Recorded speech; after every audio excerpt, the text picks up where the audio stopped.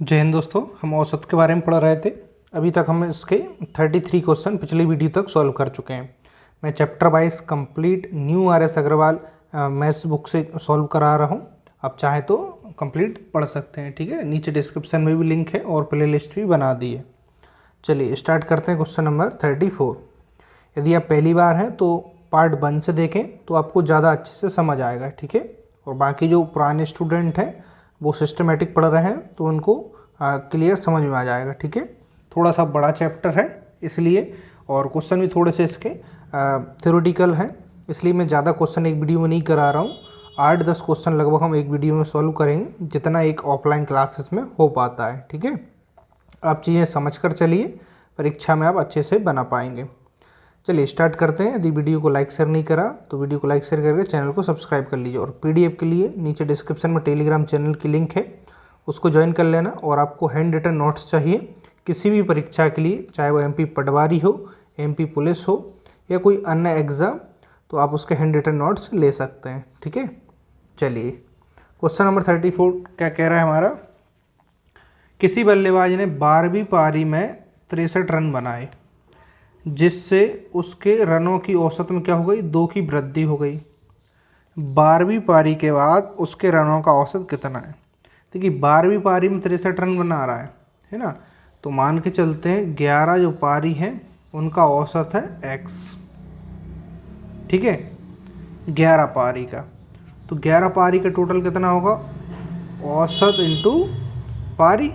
तो 11 पारी का टोटल हो गया 11x। अब वो 12वीं पारी में क्या कर रहा है, 63 रन बना रहा है। 11 पारियों को टोटल और 12वीं पारी के इसमें जोड़ दीजिए, कितने पारी का आ गया टोटल, 12 पारी के रन आ गए। अब कह रहा है जैसे ही 12वीं पारी में वो 63 रन बनाए तो उसका जो औसत था, औसत रनों में 2 की वृद्धि हो जाती। औसत उसका कितना था x, 2 रन की वृद्धि हो गई। तो अब 12 पारियों का औसत कितना, x + 2। तो 12 पारियों का टोटल कितना होगा, औसत इंटू संख्या यानी पारी।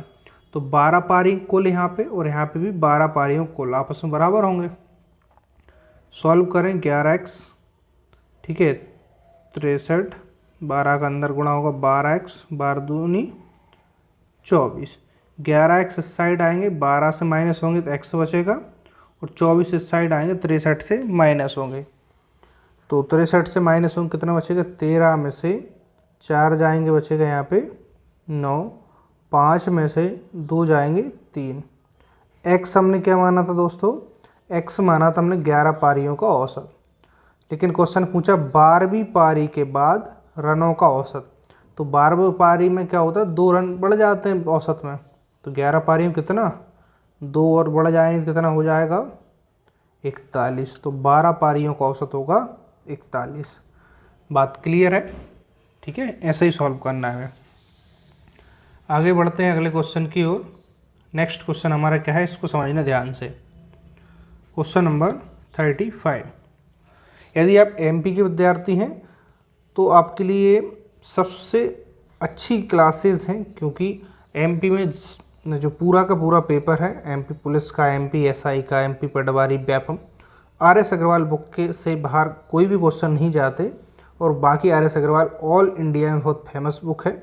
इसके क्वेश्चन ही हर एक एग्ज़ाम में पूछे जाते हैं, ठीक है। हर एक टीचर का अपना एक मेथड होता है, हर एक स्टूडेंट का अपना एक नज़रिया होता है समझने का, ठीक है। बस आप जैसे आपको ठीक लगे, जहाँ से ठीक लगे वहाँ से पढ़ लीजिए, लेकिन समझ कर प्रैक्टिस ज़रूर कर लेना समय रहते हैं ना। चलिए अगले सवाल पर आते हैं। क्रिकेट के खिलाड़ी का 10 पारियों का कुछ औसत था, है ना। हमें पता नहीं कितना था तो हम x मान लेंगे। 11वीं पारी में उसने 108 रन बनाए, इससे उसकी औसत रन में कितने, 6 की वृद्धि हो गई। अब उसकी औसत रन संख्या कितनी है, सेम क्वेश्चन है। 10 पारियों का औसत x मान लें, 10 पारियों टोटल हो जाएगा 10x। 11वीं पारी में 108 रन बनाए तो 10 पारी टोटल, और 11वीं पारी में इतना टोटल 11 पारियों का आगे कुल। कह रहा है 11वीं पारी में क्या हो गया, उसका औसत में 6 की वृद्धि हो गई। पहले औसत x था, 11वीं पारी के बाद 6 बढ़ गया। तो 11 पारियों का औसत इतना है, तो कुल कितना हुआ 11 इंटू औसत। तो यहाँ भी कुल 11 का और यहाँ भी कुल, तो 10x प्लस 108 बराबर 11 का अंदर मल्टीप्लाई होगा, ठीक है। 10x उस साइड आएंगे, 11x से माइनस होंगे, x बचेगा और 66 इस साइड आएंगे, इससे माइनस होंगे, 2 बचा, 10 में 6 जाएंगे 4। ये क्या आ गया, 10 पारियों का औसत है। यहाँ पे गलती मत कर देना क्योंकि हम 10 पारियों का औसत मान के चलें, लेकिन क्वेश्चन कर अब उसकी औसत रन संख्या है, क्योंकि 11वीं पारी हो गई, 108 रन बनाया, तो 11 पारियों के बाद उसमें 6 की वृद्धि हो गई, तो इसमें 6 की वृद्धि करें तो कितना आएगा, 48, यानी 11 पारियों के बाद उसका औसत जो है वो होगा 48। क्लियर है। चलिए अगले सवाल पर आते हैं, क्वेश्चन नंबर 36। ध्यान से समझना। एक क्रिकेट मैच में पहले 10 ओवर में रन रेट कितना है, 3.2। रन रेट का क्या मतलब होता है, औसत, है ना।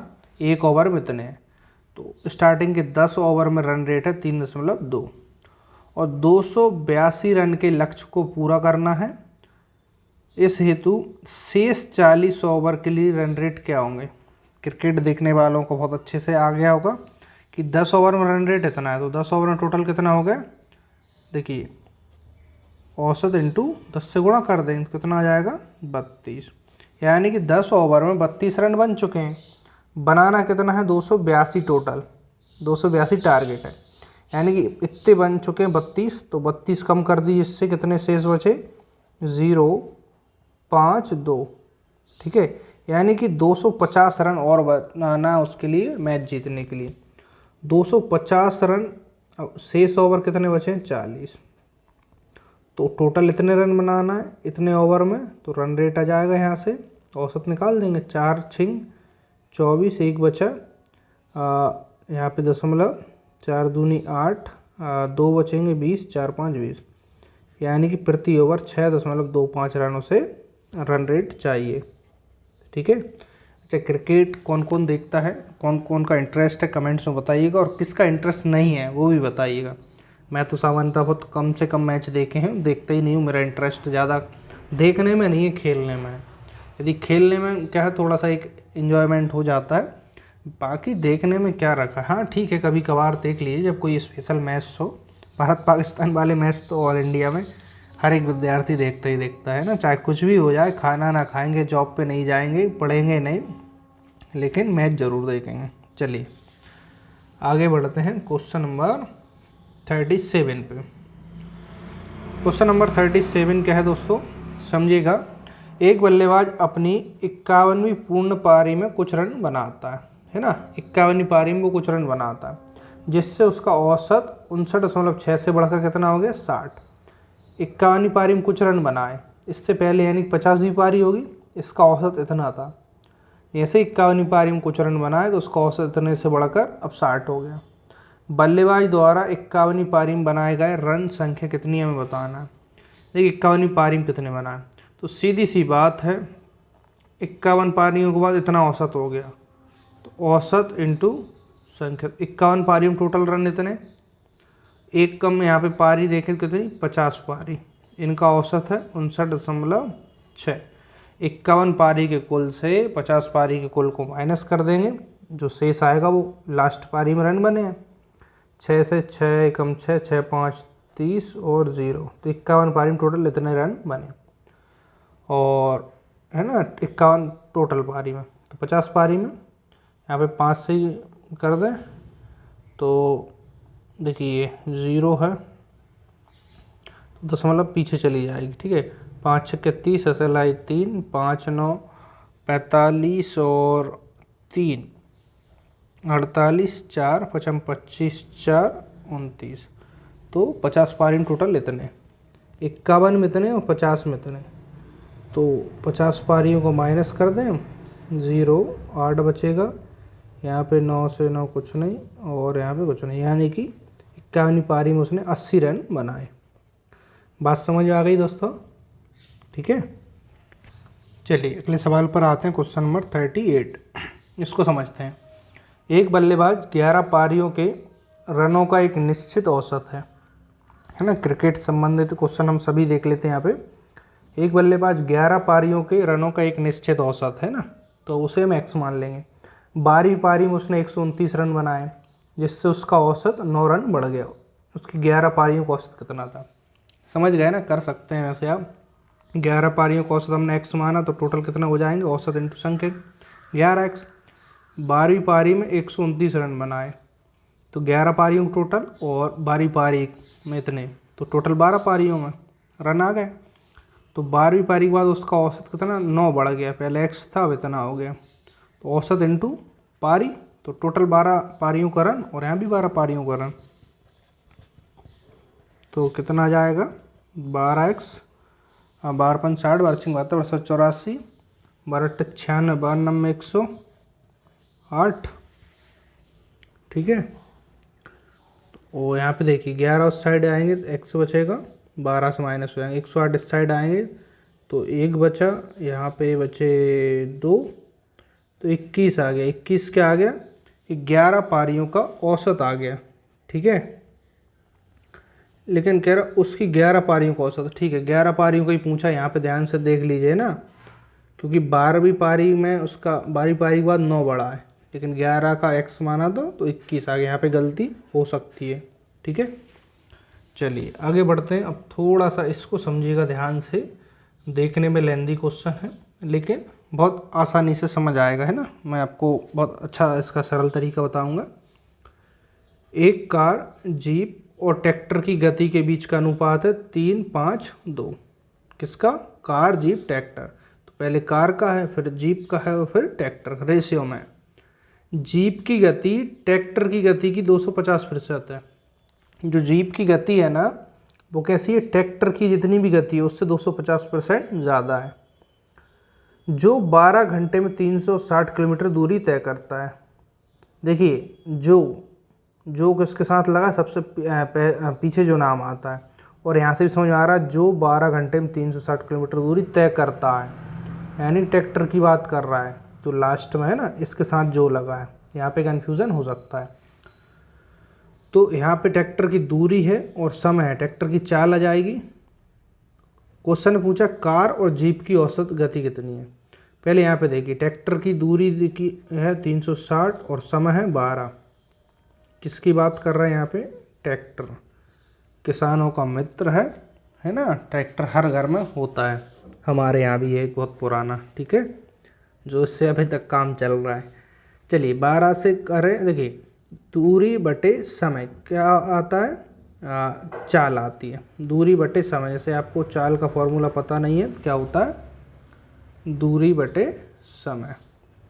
तो दूरी बटे समय 12 भारतीय 36, तो ट्रैक्टर की चाल आ गई 30 किलोमीटर प्रति घंटा, ठीक है।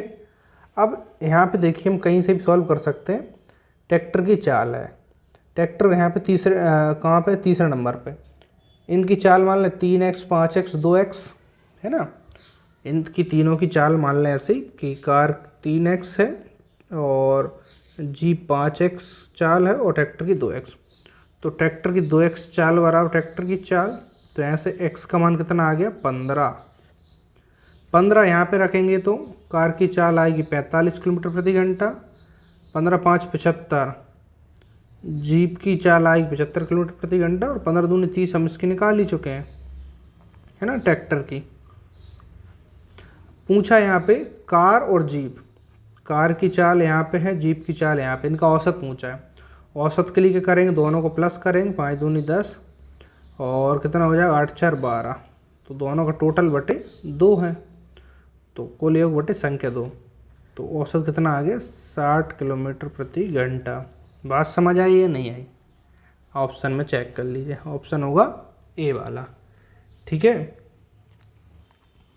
चलिए अगले सवाल पर आते हैं, क्वेश्चन नंबर 40, इसको समझते हैं।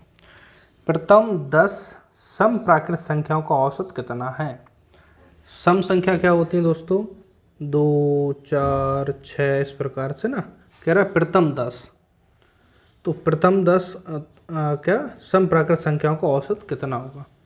तो यहाँ पे देखिए 10 तक जाना है तो इनका योग निकालेंगे। सबसे पहले योग क्या होता है सम संख्याओं का, n+1, तो 10 संख्याओं की बात कर रहा है, स्टार्टिंग n हो गया 10, n+1 तो हो गया 11। योग बटे संख्या, संख्या कितनी है 10, औसत बटे संख्या, तो इनका एवरेज कितना आ गया 11। देखिए फॉर्मूला होता है n+1, ठीक है।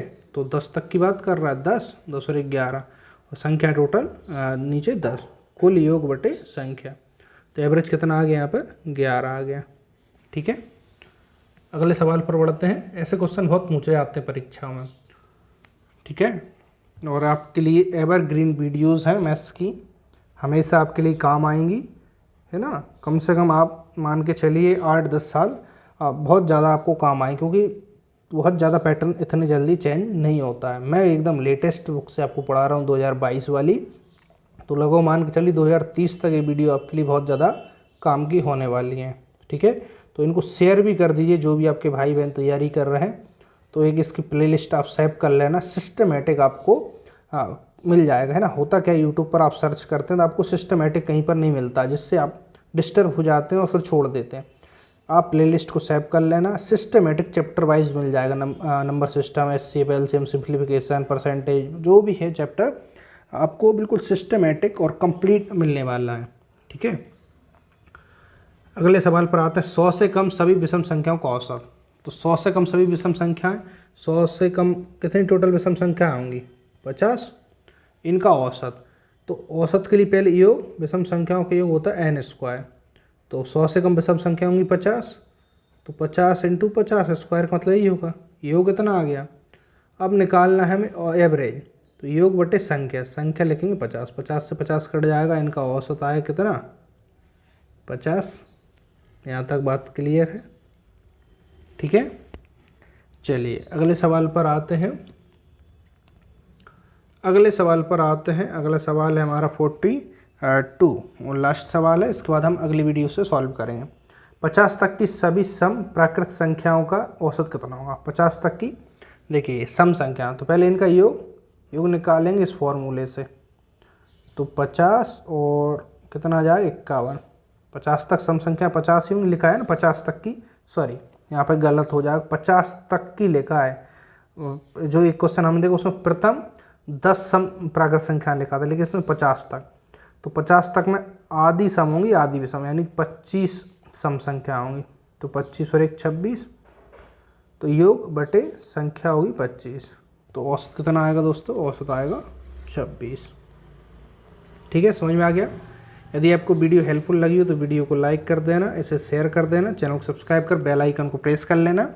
और इस क्लास की PDF के लिए या आपको हैंड रिटन नोट्स चाहिए, उसके लिए आप नीचे डिस्क्रिप्शन में जाइए, टेलीग्राम चैनल को ज्वाइन कीजिएगा, तो आपको सारी इन्फॉर्मेशन मिल जाएगी और PDF टेलीग्राम चैनल पर डाली जाती है, ठीक है दोस्तों। मिलते हैं नेक्स्ट वीडियो में, आज के लिए इतना ही। जय हिंद, वंदे मातरम।